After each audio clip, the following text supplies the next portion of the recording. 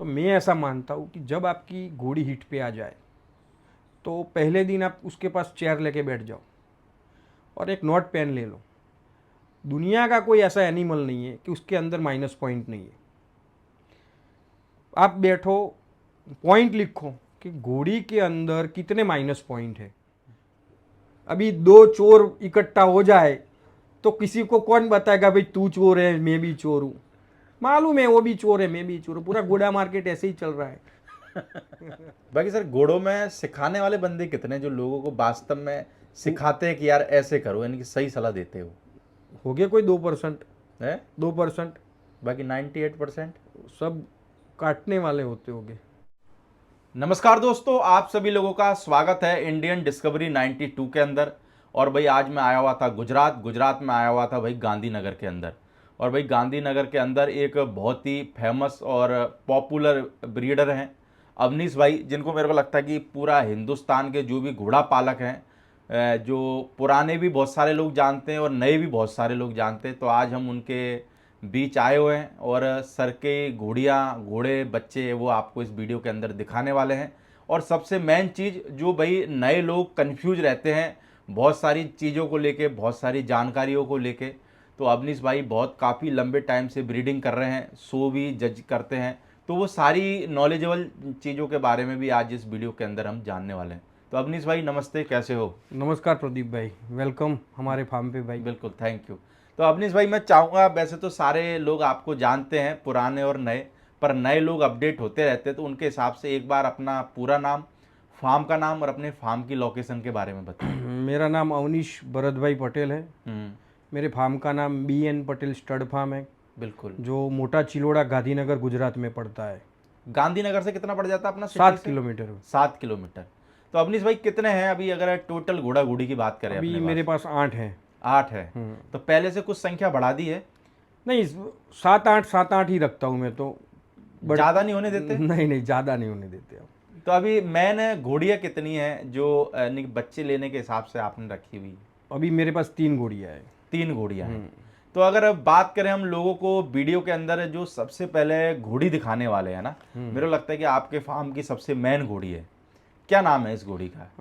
जो मेरे फार्म की मेन घोड़ी है वो मेरे फार्म की क्वीन है वो। हाँ। उसका नाम विजय लक्ष्मी है। जैसे लोगों के फार्म पे घोड़ा मेरे को लगता है कि सबसे टॉप क्लास स्टैलियन रहता है, उनके फार्म की शान है। वैसे आपके फार्म की शान है ये ना? विजय लक्ष्मी हमारे फार्म की शान है वो। कौन है सर इसकी, अगर डिटेल की बात करें विजय तो बाप लक्ष्मी कौन है का इसका? बाप प्रभात है हम्म। और माँ उसकी छबीली है। छबीली। हाँ, जो विजय लक्ष्मी को हमने जब 15 महीने की बच्ची ली थी, अच्छा। हाँ, तब उसकी माँ 18 साल की थी। 18 साल की। हाँ, तो अभी विजय लक्ष्मी की उम्र क्या हो गई है सर? अभी सर 16 साल हो गई उसकी उम्र। 16 साल। और हाइट में कितनी होगी विजय लक्ष्मी? 64 है। 64 है। और क्या मार्किंग है? उसके पिछले 2 पैर सफ़ेद और पट्टा। पट्टा है। बाकी सर जब आपने लिया था क्या सोच के लिया था, या फिर आपने कभी सोचा था कि ये आज ये घोड़ी हमारे फार्म की शान बनेगी, या फिर ये घोड़ी इतना अच्छा प्रोड्यूस करेगी?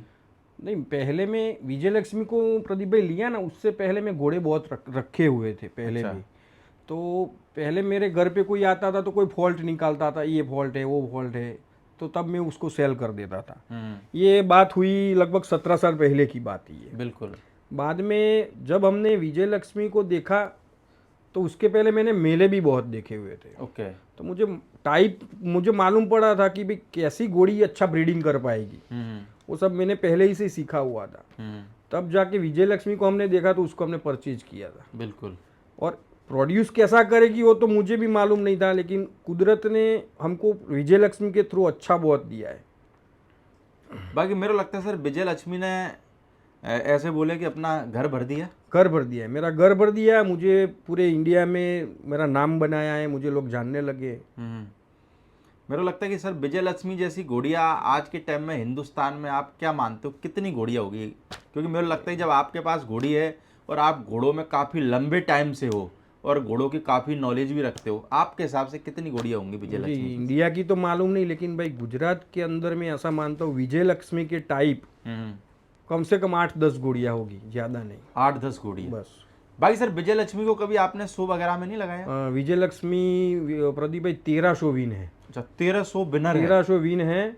और पंजाब में लाइव स्टॉक में 2 बार, अच्छा। तूतीत में वो फर्स्ट आई थी, मेयर कैटेगरी में वो सेकंड आई थी, हम्म। और रनर अप भी रही है वो, अच्छा। और सारंगखेड़ा में भी 2 बार, बिल्कुल। और गुजरात में कम से कम 7-8 बार जीती है वो। बाकी अभी आपने रिटायर कर दिया, सिर्फ बच्चे लेने काम में है। बच्चे मतलब क्या है, देखो अभी 16 साल की घोड़ी रिंग में जाएगी और उसके सामने 4, 4.5, 5 साल की घोड़ी आएगी, तो प्रेजेंटेशन में फर्क आएगा ही आएगा। बिल्कुल और दूसरी बात है कि दूसरों को भी चांस मिलना चाहिए, ये मेरा मानना है।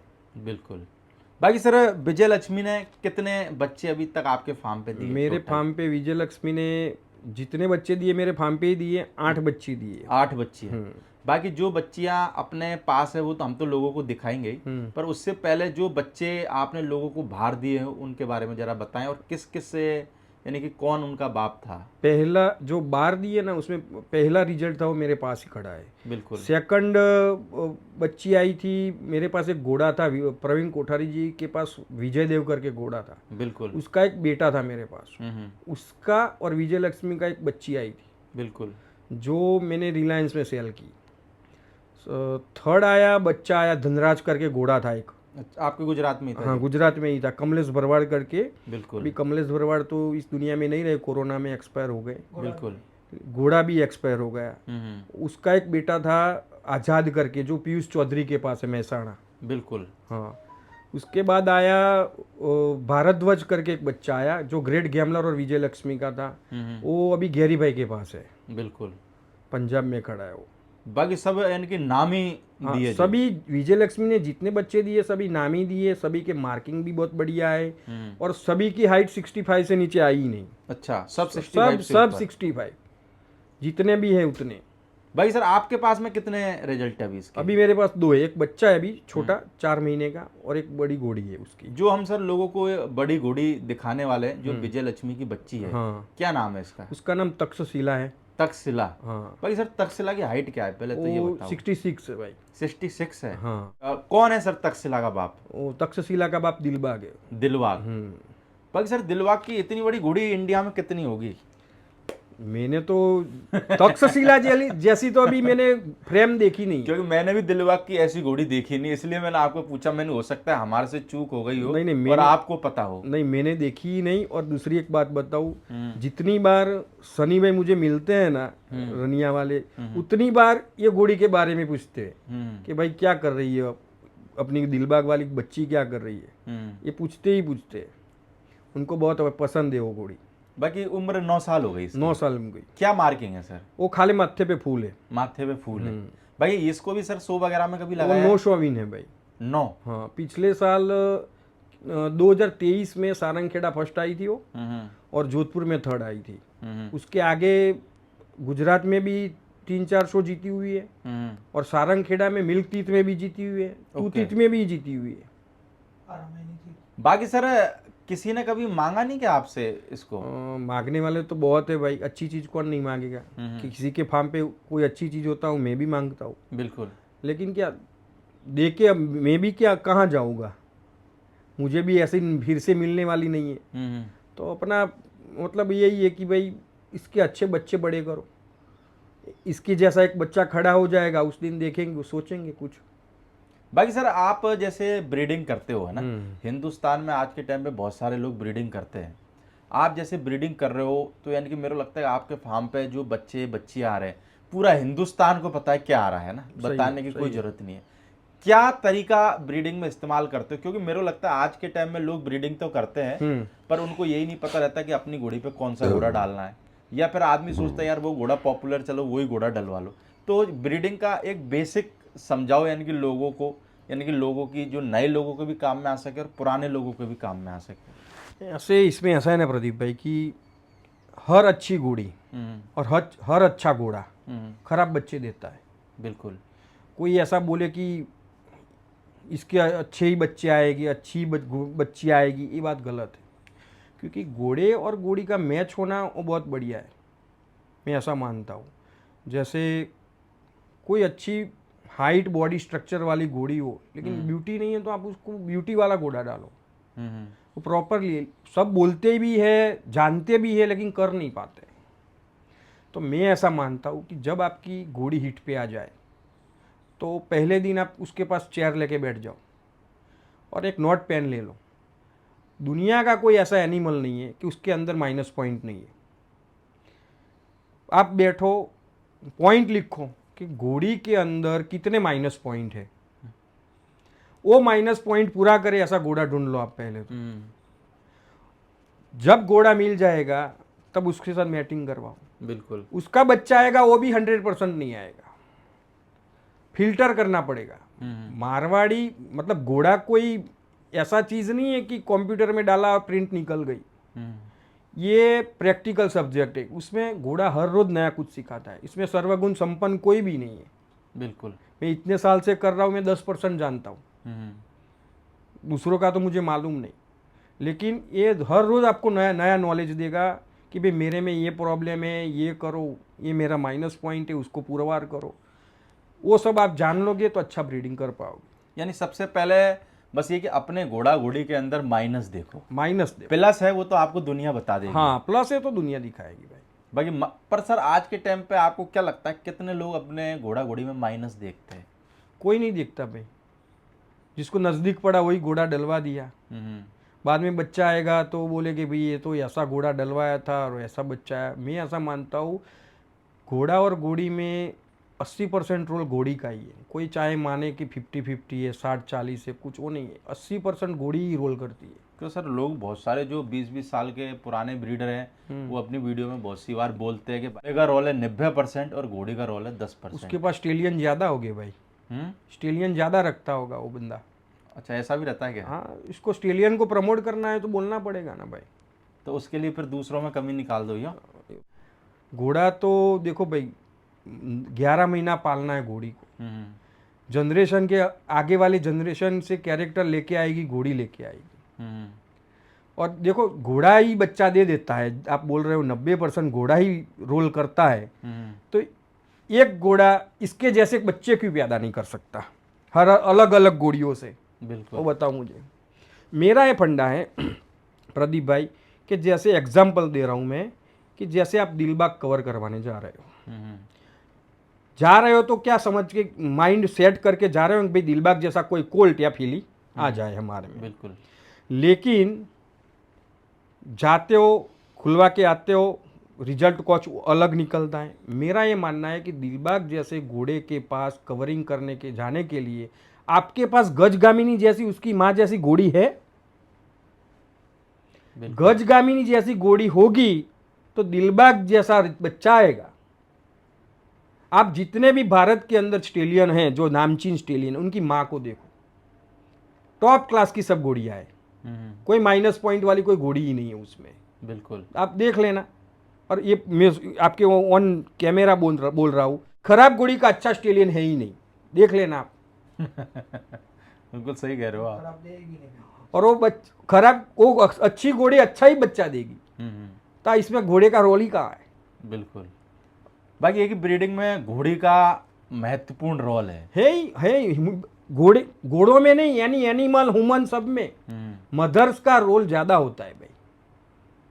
ह्यूमन में ही पकड़ लो। बाकी सर जैसे आज के टाइम पे लोग इन ब्रीडिंग भी बहुत ज़्यादा कर रहे हैं और ठोक के कर रहे हैं, दबा के कर रहे हैं और इंटरव्यू में भी दबा के बताते हैं। तो इन ब्रीडिंग करने के फायदे तो मेरे को लगता है क्या होंगे, बाकी नुकसान क्या है? इसमें फायदा तो है ही नहीं भाई, नुकसान ही नुकसान है। अभी आप एग्जाम्पल एक दूं मैं, हर शो में जो इन बाइट आउट बाइट वाले एनिमल निकाल देने हो ना, खाली इन बाइट आउट बाइट, तो 50 जैसे गोड़ियाँ आती है ना, उसमें से 25-30 गोड़ियाँ इन बाइट आउट बाइट में निकल जाती है। वो ये प्रॉब्लम है इन ब्रीडिंग का। कहीं बच्चों में आंखें नहीं आती है, कहीं को पैरों का प्रॉब्लम आता है, कहीं को मुंह नहीं आता है। अच्छा, हाँ मैंने देखा हुआ है। कहीं को ऐसा होता है, किसी को ओवरी नहीं आती है। अभी आप नहीं मानोगे, मैंने एक बच्चे को देखा हुआ था, उसको दोनों टेस्टिकल भी नहीं थे। अच्छा, एक नहीं, दोनों भी नहीं थे। दोनों नहीं थे, ऐसे भी केस है। ये इनब्रीडिंग है। तो पर सर जब भी लोग करते क्यों हैं? अभी मैं तो कई वीडियो में, आपकी वीडियो में ही सुनता हूँ कि भी कम से कम 3-4 जनरेशन का गैप रखो। भाई घोड़ों में 3-4 जनरेशन का गैप का कोई मीनिंग ही नहीं है। आज मेरी विजय लक्ष्मी की 4थी जनरेशन मेरे पास है, वो कोल्ट है, तो उसको मैं विजय लक्ष्मी पे डाल सकता हूँ? नहीं। कम से कम घोड़ों में मैं ऐसा मानता हूँ 6 से 7 जनरेशन का गैप होना चाहिए। 6 से 7 जनरेशन का गैप होना चाहिए, तब जाके आपको कुछ मजा आएगा। हिंदुस्तान में भी लोग रखते हैं। आज के वक्त में आपके हिसाब से किस लाइन का दबदबा ज़्यादा है? जैसे आप देखते हो बहुत सारे ग्रुपों में लोग छिड़ी रहती है भाई आलीशान लाइन ये है, रत्नाकर ये है, फलानी लाइन रखो। किस लाइन का दबदबा ज़्यादा है आपके हिसाब से, और किस लाइन के घोड़ियाँ अच्छे बच्चे प्रोड्यूस कर रही हैं आपको जो उचित लगता हो? वैसे तो दबदबा आलीशान लाइन का ही है भाई, तूफान लाइन का ही है क्योंकि ये हकीकत है। हकीकत है वो। और हाँ। उसमें क्या है, जो ब्यूटी है वो दूसरों में आती नहीं है, और ब्यूटी लेने दूसरी लाइन में जाते हैं तो कहीं हाइट दब जाती है, और कहीं में हाइट लेने जाते हो तो ब्यूटी नहीं आती है। मैं कोई प्रॉपरली लाइन का नाम नहीं लूंगा क्योंकि किसी के पास कोई भी लाइन चलो के सबों एनिमल के पास होते में हैं। जो लाइन है, हम तो एक कॉमन सवाल पूछा बस। लेकिन मैं ऐसा मानता हूँ कि जैसे आप फीमेल इकट्ठा कर रहे हो, घोड़िया इकट्ठा कर रहे हो, तो आप आलीशान लाइन की कर लो, बिल्कुल। और घोड़ा अलग लाइन से ले लो जिसमें ब्यूटी भी हो और हाइट भी हो। अभी अभी तो ट्रेंड भी चल रहा है कि हाइट के साथ ब्यूटी, बिल्कुल। बराबर। अभी 3 साल के बाद वो ट्रेंड चेंज भी होगा कुछ। तो ऐसा घोड़ा भी, और मैं ऐसा मानता हूँ प्रदीप भाई कि 62 का घोड़ा भी 64-5 के बच्चे देता है, नहीं देता है ऐसा नहीं है। बिल्कुल। हाँ, मेरे पास कई एग्जाम्पल पड़े हैं। आज मेरे पास परमहंस की एक बच्ची थी। अभी परमहंस की हाइट तो क्या है आपको भी मालूम है, सबको मालूम है। बिल्कुल। मैंने गैरी भाई को अभी सेल की वो बच्ची, और 2 दांत 42 मंथ की 66 थी। बिल्कुल। अभी परमहंस की हाइट देख लो आप। अभी जो रिसेंट में दिया हाँ, आपने। रिसेंट में मैंने दिया। 42 मंथ की बच्ची 66 इंच की है। अभी जो पंजाब के कोई मतलब ब्रीडर हो, देखना हो तो गैरी भाई के फार्म पे चले जाना, हाइट माप लेना। पहुंच गई है बच्ची। बच्ची पहुंच गई उधर, बिल्कुल। आप हाइट माप लेना, और दुनिया जानती है वो बच्ची को। तो मेरे को लगता है काफी फोटो डालती, काफी सुर्खियों में आ गई थी। हाँ सही है, सुर्खियों में आ क्योंकि गई। लोगों ने, क्योंकि कोई भी अगर बच्चा बच्ची बिकता है हाँ। तो लोग सबसे पहले दिमाग में ये नहीं देखते किसकी बच्ची है क्या है, हाँ। ये कहते आखिर बिकी कितने में होगी। क्यों देखो, सर, ये सवाल उठता है कि नहीं उठता? उठता है। देखो, मैं ऐसा मानता हूँ प्रदीप भाई कि मैं भी खरीदने जाता हूँ एनिमल, जब भी मैं खरीदने जाता हूँ तो जो माल होता है उसका पैसा तो सबको देना ही है। चाहे 10 लाख का माल हो तो 10 लाख देना पड़ेगा, और करोड़ों का हो तो करोड़ों में देना पड़ता है। इसमें ऐसा है ही नहीं। अगर सर बात करें, तक्षशिला ने कितने बच्चे दिए? तक्षशिला ने भाई 4 बच्चियां ही दी, 4 बच्ची फॉल दिए 4, और चारों 4 बच्चियां दी। हाँ। तो आपके पास में कितनी बच्चियां हैं, और जो बच्चियां बाहर हैं? मेरे पास अभी 2 बच्चियां हैं। 2 बच्चियां हैं। हाँ, बिल्कुल। बाकी सर आपके पास में जो 2 बच्चियां हैं और जो आपने बाहर दी है, वो किस किस लाइन की है जो बाहर? जो पहली बच्ची जो तक्षशिला की थी वो परमहंस की थी। वो मेरे भांजे के पास है अभी। वो करीबन 5 साल की घोड़ी हो गई अभी तो। बिल्कुल। उसने भी एक बच्चा दे दिया। और दूसरी बच्ची गैरी भाई को दी। तीसरी बच्ची मेरे पास सप्तांश की, दूसरी जो गैरी भाई को दी ना, वो भी परमहंस की थी। अच्छा, परमहंस की। हाँ। और आपके पास में कितनी है? 2 है अभी मेरे तो पास। आपके पास में जो हम लोगों को सप्ताल वाली बच्ची दिखा रहे हैं, क्या नाम है इसका? उसका नाम सप्त जयवंता है। सप्त जीवन जयवंता। और क्या उम्र है सर? उसकी 25वां मंथ रनिंग है अभी। 25वां मंथ रनिंग है। हाँ। और मार्किंग क्या है सर? उसके पिछले 2 पैर और बड़ा फूल है। और हाइट में कितनी होगी सर? हाइट में अभी 63 है। 63 है। बाकी क्या क्वालिटी निकल के आ रही है सर आपके पास में? जैसे पीढ़ियां हैं पूरी, जनरेशन संभाल के जो ब्रीडिंग करता है ना, उसको बच्चा पैदा होते ही मालूम पड़ता है कि वो कहाँ जाएगा। और परचेज किया हुआ मटेरियल में से पैदा करे कैसे होगा, क्या होगा, उसका इंतजार करना पड़ता है। बिल्कुल। बाकी सर आज के वक्त में एक प्रॉब्लम और आती है लोगों के सामने कि घोड़ा घोड़ों की रेट कैसे तय की जाए, या फिर कैसे पता करें कि इस घोड़ी की रेट क्या है? वो बहुत कठिन सवाल पूछ लिया आपने। इसमें तो ऐसा है मेरे भाई कि अच्छी स्टड फार्म देख के आप क्वालिटी, मतलब क्वालिटी और उसकी प्राइस मतलब पे मत जाओ, मैं ऐसा मानता हूँ। आप पहले अच्छे एनिमल को देखो। घोड़ी अच्छी होगी तो ही आपको आगे प्रूव करके देगी, कोई परचेज करो आप। बिल्कुल। और उसकी प्राइस दो। कोई स्टड फार्म को या प्रॉपरली कोई व्यक्ति को प्राइस मत दो आप। बिल्कुल।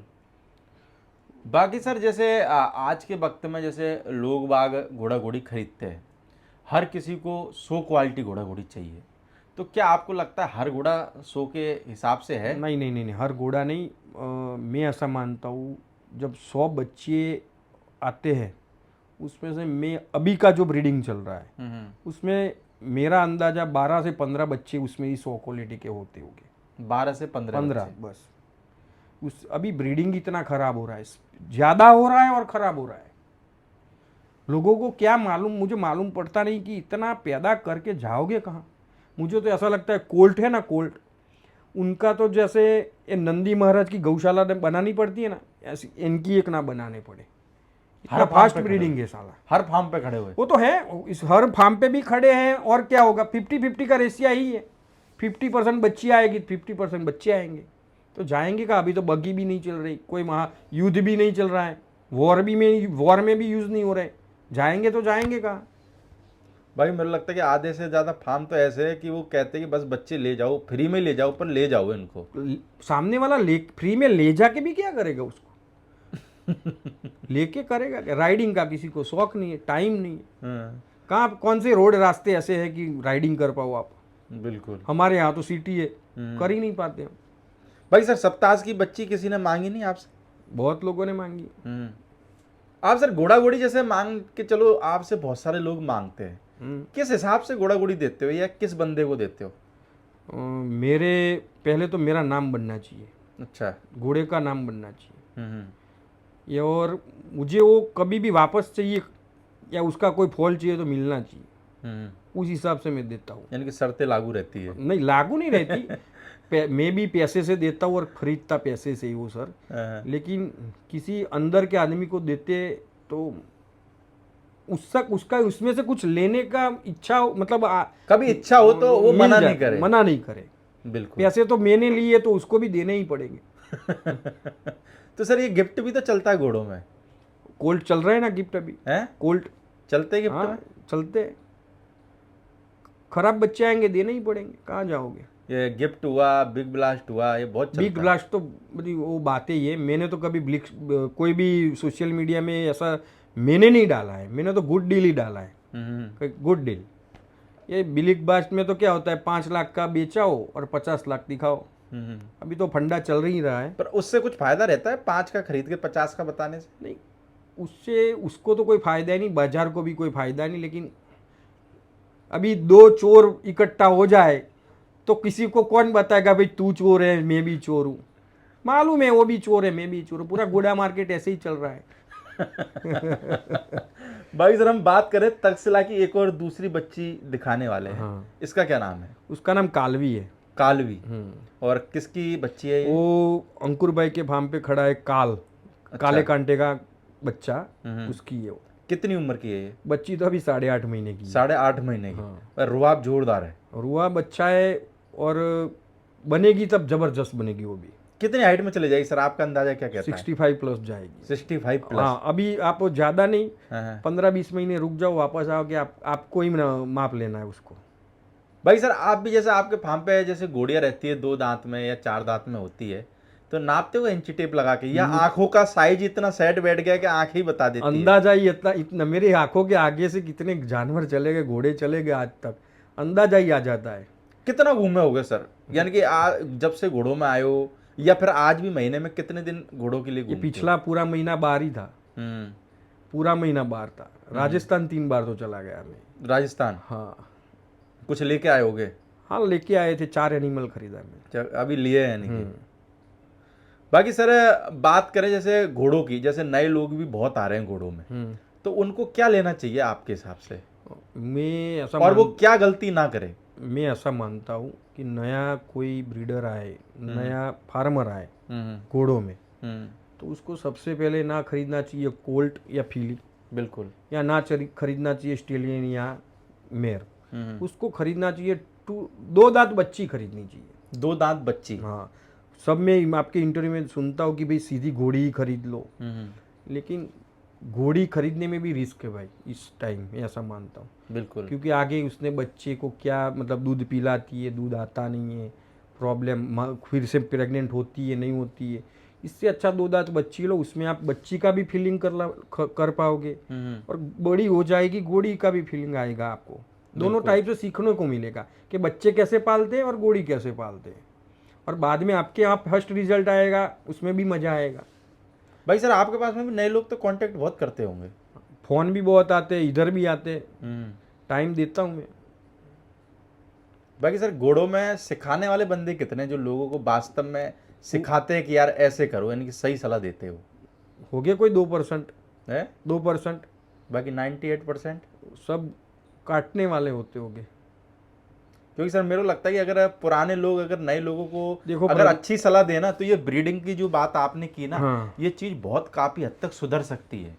नहीं देखो, आज लेने वाले भी साले थोड़े पागल आते हैं। लेने वाले क्या है, जो सही सलाह देते हैं उसकी बात उसकी नहीं मानते, गलत सलाह देने वाले की बात मान पूरी। लेते हैं।